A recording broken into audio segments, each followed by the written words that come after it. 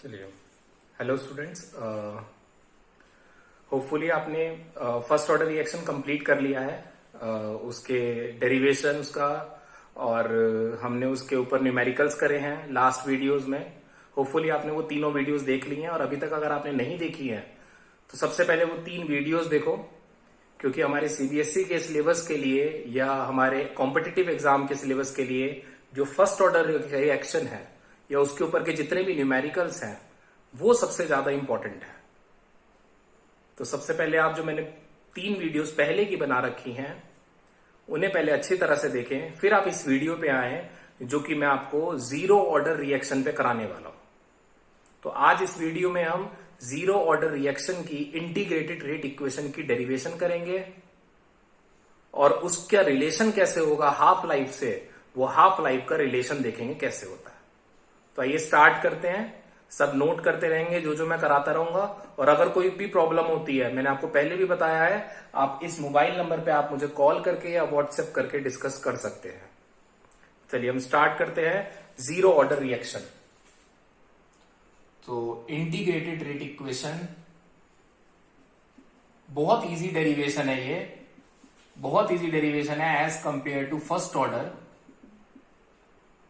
For zero order reaction.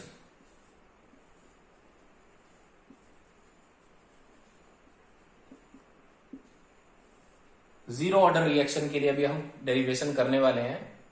तो देखिए जरा, रेट इक्वेशन के अकॉर्डिंग, रेट लॉ के अकॉर्डिंग, रेट का जो फॉर्मूला होता है वो होता है rate is equal to k reactant की concentration raise to the power उसका ऑर्डर।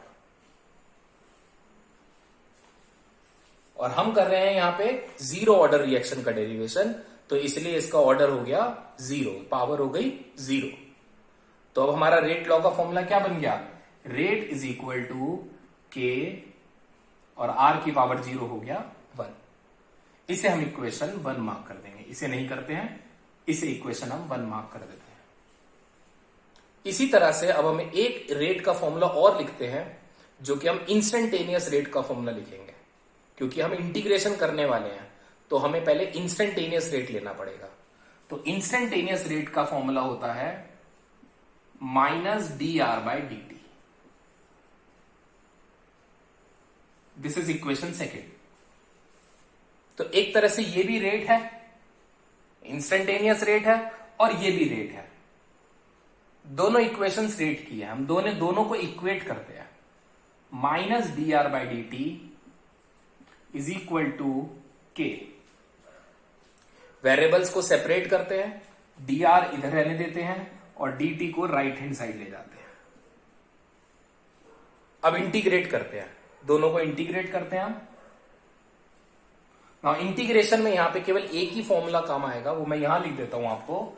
जो फॉर्मूला काम आएगा, इंटीग्रेशन ऑफ 1, अगर 1 का इंटीग्रेशन आपको करना है तो वो x होता है।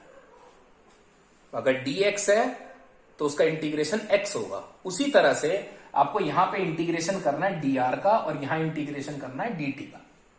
बट पहले आपको लिमिट्स देखनी पड़ेगी, लोअर लिमिट्स और अपर लिमिट्स। इंटीग्रेशन कहां से स्टार्ट कर रहे हैं हम? कब रिएक्शन स्टार्ट होती है? जब टाइम 0 होता है और कंसंट्रेशन रिएक्टेंट की R0 होती है। और सपोज करो हमने रिएक्शन T टाइम तक के लिए चलाई और कंसंट्रेशन उसकी कम होके हो गई R। वो कुछ भी वैल्यू हो सकती है। तो अब यहां पे हम इंटीग्रेशन करते हैं, फिर उसके बाद लिमिट्स पुट करेंगे इसके अंदर। तो ये 1 का इंटीग्रेशन हो गया R, ये अपर लिमिट, ये lower limit, is equal to constant बाहर आ जाएगा, कांस्टेंट बाहर आ जाएगा। देन अगेन 1 का integration T, lower limit, upper limit. अब लिमिट्स पुट करते हैं, जिस तरह से लिमिट्स आप पुट करते हैं, पहले अपर लिमिट पुट करते हैं माइनस, देन उसके बाद लोअर लिमिट पुट करी जाती है। तो देखिए जरा, यहां पे कैसे पुट करेंगे हम इसके अंदर value? R minus r not is equal to k t minus 0। Minus के अंदर मल्टीप्लाई करें अब इसकी, R0 minus R is equal to k into t, और के का फॉर्मूला यहां से आ गया R0 minus R by t. So this is the formula of rate constant for rate constant of zero order reaction. तो याद रखें यही फॉर्मूला के का हमारा फर्स्ट ऑर्डर के लिए भी बना था। तो दोनों फॉर्मूले रेट कांस्टेंट को ही डिराइव करने के होते हैं। एक फॉर्मूला हमने फर्स्ट वीडियो में करा है, रेट कांस्टेंट का ही फॉर्मूला होता है वो। आप फर्स्ट वाली वीडियो देखेंगे केमिकल काइनेटिक्स की तो उसमें आपको मिलेगा वो फॉर्मूला। बट आपको न्यूमेरिकल करने से पहले आपको ये ऑर्डर चेक करना पड़ेगा न्यूमेरिकल्स में कि क्वेश्चन में ऑर्डर आपको क्या गिवन है। ये जीरो ऑर्डर के लिए आर नोट आर आपको पता होने चाहिए, आर नॉट इनिशियल कंसंट्रेशन और r final remaining concentration of reactant. तो इस तरह से रेट कांस्टेंट का डेरिवेशन एक बार आप देख लीजिए, बहुत सिंपल डेरिवेशन है। फिर इसके बाद हम हाफ लाइफ का डेरिवेशन करते हैं। तो इसको नोट कर लीजिएगा आप, मैं रब कर रहा हूं इसे।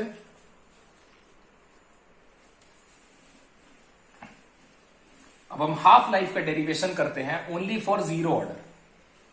Derivation of half life only for zero order, half life period for zero order reaction.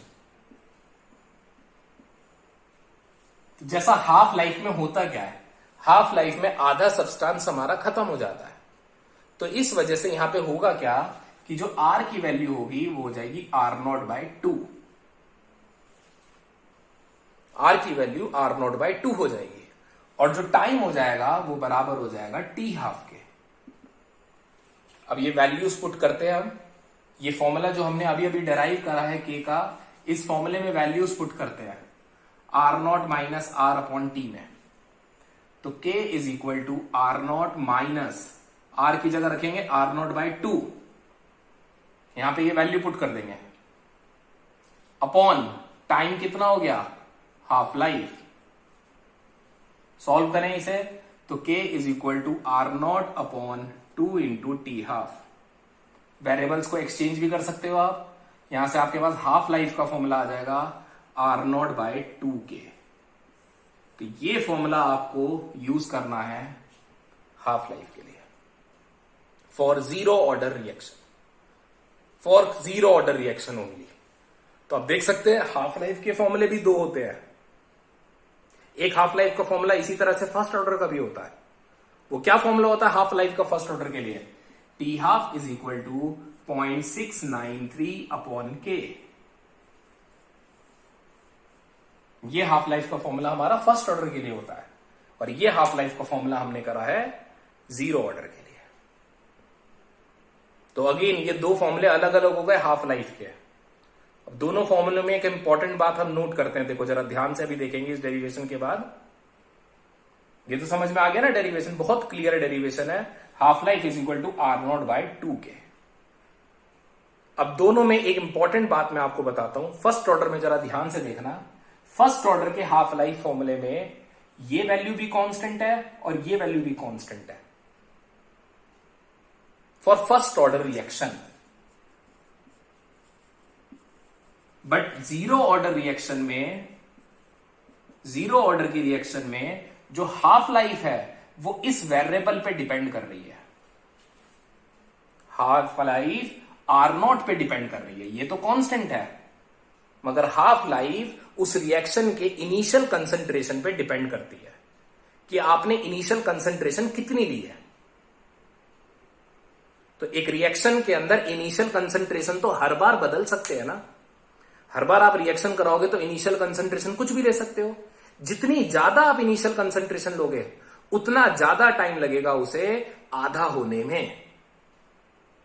क्या मतलब हाफ लाइफ का, कि जब सब्सटेंस हमारा क्या हो जाए आधा हो जाए, तो जितना ज्यादा आप इनिशियल सब्सटेंस लेंगे उतना ज्यादा टाइम लगेगा उसे आधा होने में।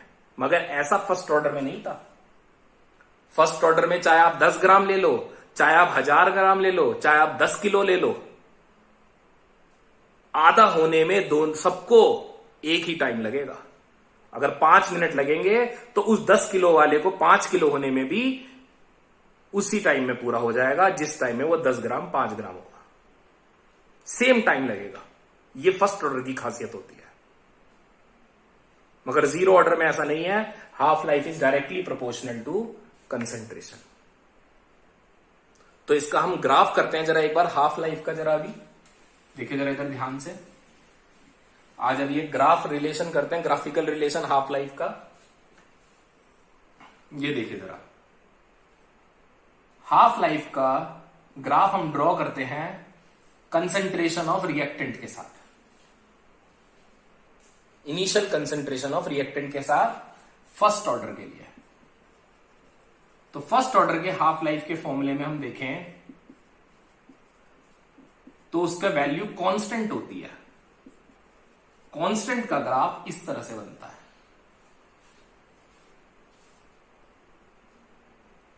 और अगर आपको जीरो ऑर्डर का ग्राफ बनाना है सेम हाफ लाइफ के लिए,